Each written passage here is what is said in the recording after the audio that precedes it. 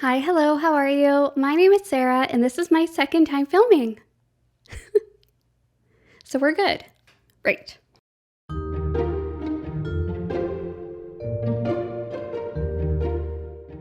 So before I start today, I really want to say a big thank you to everyone that has been supporting the Bookish Planuary series. For an Enneagram Type 1, it is a perfect series, really.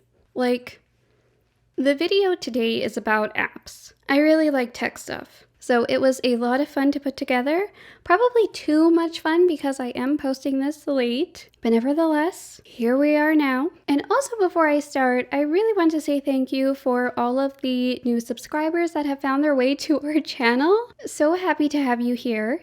So if you are new here, let me know down below. And I would love to chat with you and make more bookish friends.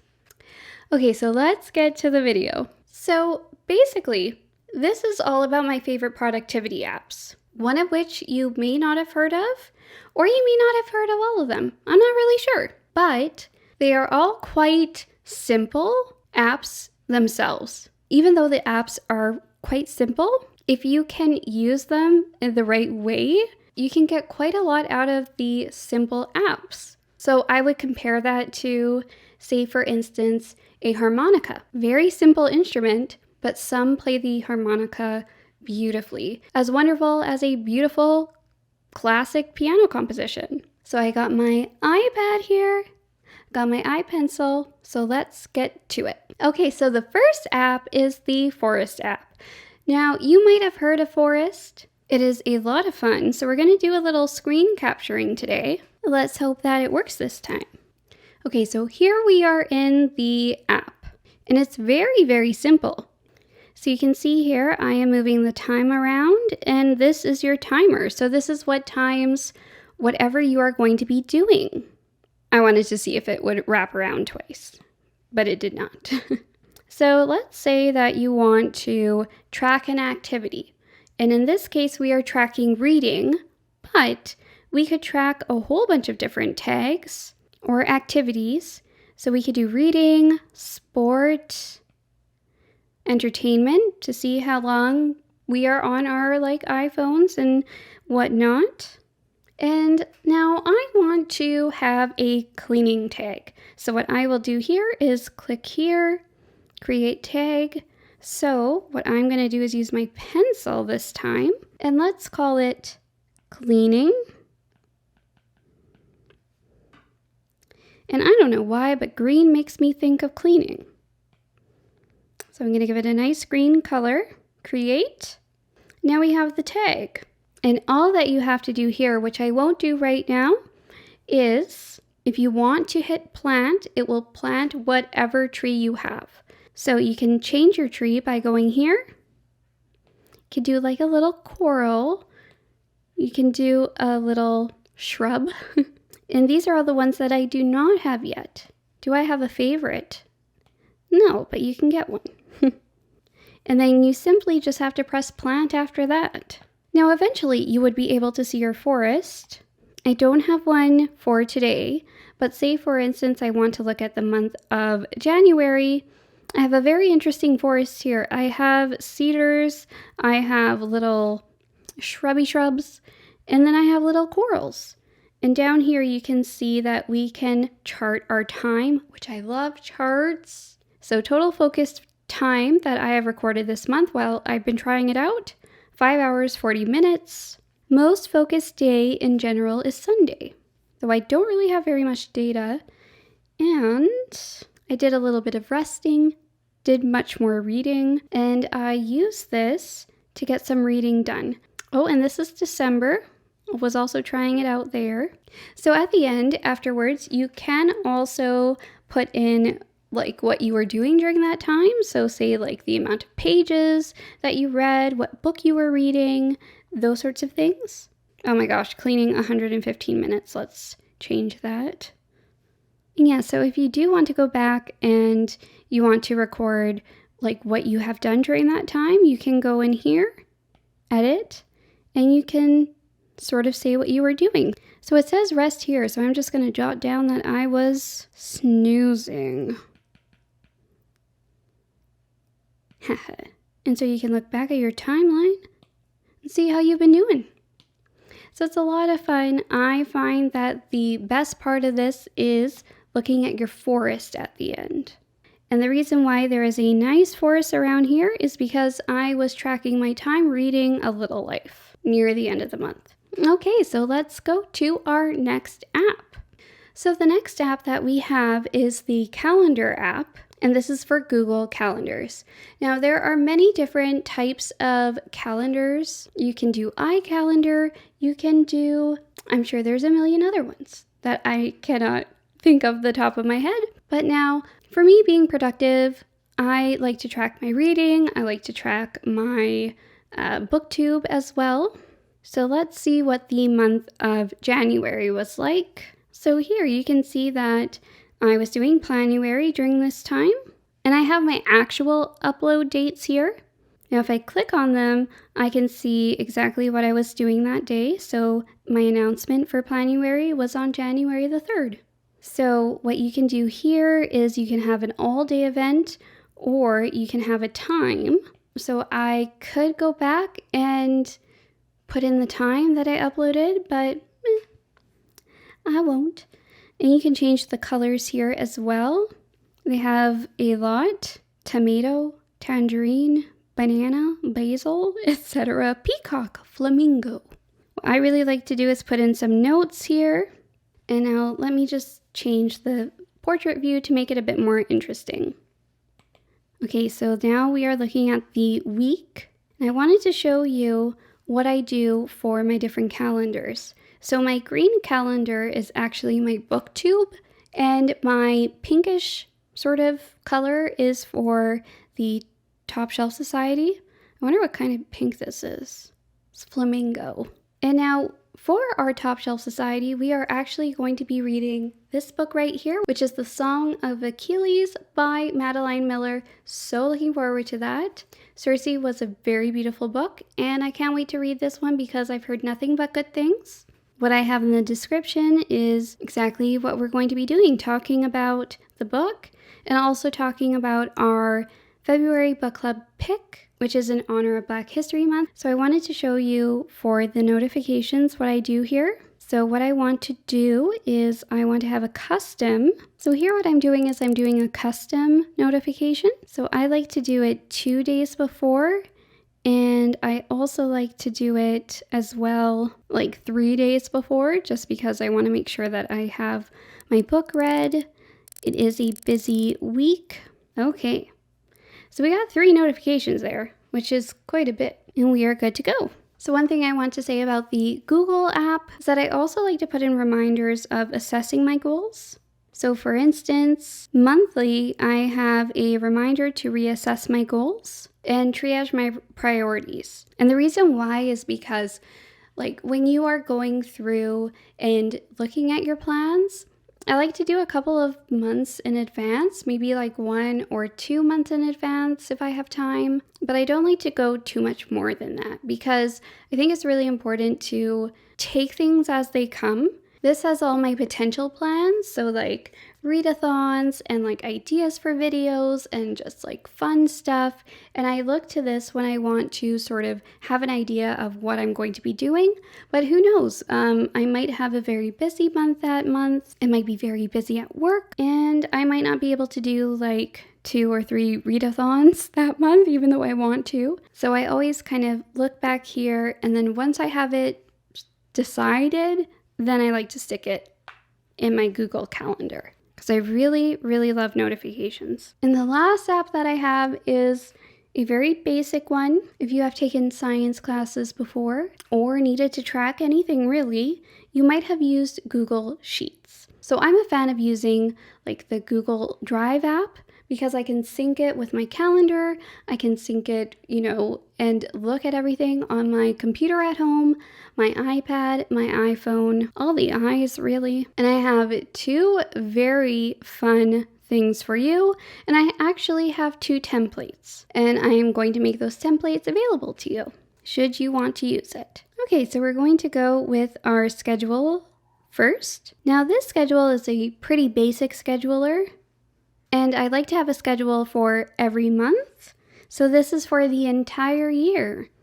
So January, February, March, April, May, June, etc., etc. Now let's go to January. So here you can see the days, the video title, the day I have planned, and the actual day that I have. Then I have little check boxes because I like to have my videos planned, filmed, edited, and then of course I will upload. And I just sort of signify that by saying the day that I upload. Then I have a blog, and I try to link my blog with my Instagram. And when I don't, I just put a little NA. And this, I usually put my ideas. And here's where I put more of my more solid plans. So looking ahead to February, I'll give you an idea of what I like to do. So, of course, February is Black History Month, and so I'm going to have a video dedicated to book recommendations by Black authors. And me and Laura from Laura Reads Pages, we have a video idea for a read-along. And that would be going on until, I think it is March, to try to read as many or all of the Canada Reads shortlist nominees. Canada Reads is a debate with some nominated Canadian books, and they do it every year, and this year they have a short list of 5.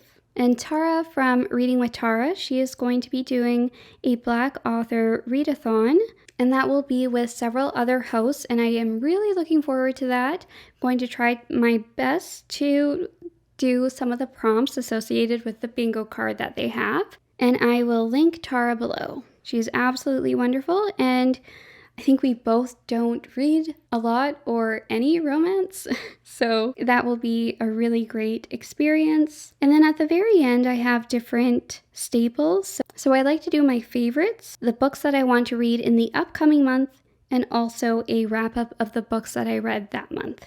So I like to do that in the last week of every month, and so I continue on with the various months. And so I have made a clear template, and it goes along those sort of data points. And if you would like to actually have access to that template, then I can definitely put it in my description box for you. Okay, so the next one is my goal tracking. So in a video that I've done already in Bookish Planuary, I talk about all of the reading goals that I want to do, or I want to complete, or at least make some progress in. So I made a spreadsheet, and so it looks at different data that either I didn't see in other spreadsheets or not in the way that I wanted it to be. So I warn you, it is going to be a little bit intense looking, but it will be very easy to use. So here is the big bad spreadsheet that never really ends. And why don't we kind of break it down? I have the month of the book, like different demographics, like author demographics as well, some author notes, the publication year, and the nationality. Then I have star rating, so whatever my star rating was, and I want to have this on a scale that includes 0.5s. Then I have various columns with representation, so LGBTQIA, biracial, person of color, gender diversity, disability, and minority representation. So for instance, let's go with disability. So there are different forms. So I have like sensory, cognitive, chronic condition, mental illness, multiple options, or this, which is either I don't know, it wasn't clear to me if it was specified, or perhaps it wasn't included. So I hate to outright say no, so I have a little dash. Okay, so now let's go to the graphs. And let's go to the graph for representation and specifically disability. So now here you can see cognitive. There was one book, so that was 20% of all entries. And the majority of which so far have not specified or I'm not aware of. And of course, as more entries go in, the more complex it will get. So now here, I can actually show you with some of my entries. So Swimming Lessons, for instance, is a book by Lily Reinhart, who is an actress from Riverdale. published in 2020. Nationality, of all the nationalities, she is American. Well, we're not really going to talk about the star rating right now. I'll kind of explain myself later on. And you can see too, like, the book title, this is freeze framed. Now let's go back to disability. So, mental illness was showcased in this book and also in Solutions and Other Problems by Ali Brosh, who is a writer, blogger, and comic artist who is American. Mental illness is also shown, but so are chronic conditions. So I'm actually going to select multiple options apply. Okay, so now we have more options. Cognitive, mental illness, multiple options apply. And we can look at our graph with a little bit more information. And so as I read more books, then I will obviously have more data to work with. And so ultimately I want to increase like my own goals, but also I want to get a little bit better with recommendations of books. Here I have different emotions. So I have, for instance, cried, laughed, uplifted, inspired, frustrated. And I want to do videos with those, with books that made me cry in 2021, books that made me laugh, made me feel uplifted, etc. And again, you can see what the different emotions are. So here I have a little color code. For no, I have like a pink because it's sort of like a stoplight, like no. Yes is like green for go. And then orange is for it's complicated. So sometimes books can make you feel certain emotions, but it's not necessarily why or for the reasons why someone might assume. So I have it's complicated if I kind of can go back at it and see exactly why that happened. And so next I have content warnings. So for instance, even though Solutions and Other Problems, even though that was quite a funny book, there was a lot of difficult subject matter that was discussed and a lot of potential content warnings such as death, suicide, grief, mental illness, etc. And I think those are important to discuss. Then I have topics learned, and you can see that I have a dream. There's quite a lot of topics that are discussed and who to recommend to. So different books I would recommend to different readers. Some I would recommend to everyone, such as I Have a Dream. And yeah, so this is more for qualitative information and representation. I know that there are different statistics that are done by the Storygraph, for instance. Different booktubers have their spreadsheets as well, which are very useful. For instance, I believe G is the creator of Cawpiles, but this one is just something that I made that was a bit more catered for my goals. And here, if you would like to use the very same one that I am using, if diverse reading is on your list, then I have made an entire spreadsheet. And so hopefully you can refer back to this video. Of course, right now there is no data, but with more data selected, of course, you will be able to see like those great pie graphs.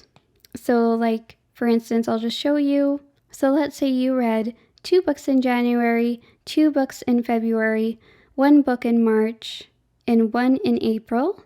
Then you can go here and check it out. So you'll see that the graph will show and appear, and you can look at all of your data. So those will be made available in the description box and also in my blog whenever my blog goes live. And it's just like so amazing what this device will do. It's so useful when it comes to looking at your reading goals. And the bullet journal is really good for setting and creating ideas and goals in the first place. So I've said this before, I think using both a physical and also an iPad, like a device, some sort of computational program, they're really helpful. Now, I haven't talked very much about Goodreads or the Storygraph. And those are sites that I use also to be productive, but specifically, I abstract a lot of information from there, like when I'm doing these spreadsheets. But one very good thing about the Storygraph is Well, you're just gonna have to find out in my next video. So make sure you subscribe for my Storygraph versus Goodreads comparison and for other videos. Obviously, we have some plans for this year, and we are so happy if this encourages you in any way. This past year was very difficult. There were a lot of things that were unexpected, but one reason I love planning so much, besides just the fact that I like pretty graphs and images and bullet journals, I think it gives us a chance to reflect and really try to make the best that we can of this time that we have right now. And even just having a bullet journal doesn't need to have anything actually. It could just be a dotted journal, writing down things like gratitude, writing down ideas and hopes, reflections, cataloging this time in history. I think that those are all very important, and I hope that this can help in any way, shape, or form. Okay, so that is everything for today. We are going to have another video and then more to come. So we hope that you will subscribe and like if you enjoyed this. And if you find this video useful, I would be honored if you would share this with 1 or 2 others. And yeah, that is everything for today. I'm going to do some editing. I asked Olivia if she wanted to be in this video. She was snoozing. Olivia is my cat, and she was very grumpy until I gave her some catnip and told her that it was fine to just snooze and snooze away. That's everything for today. Bye!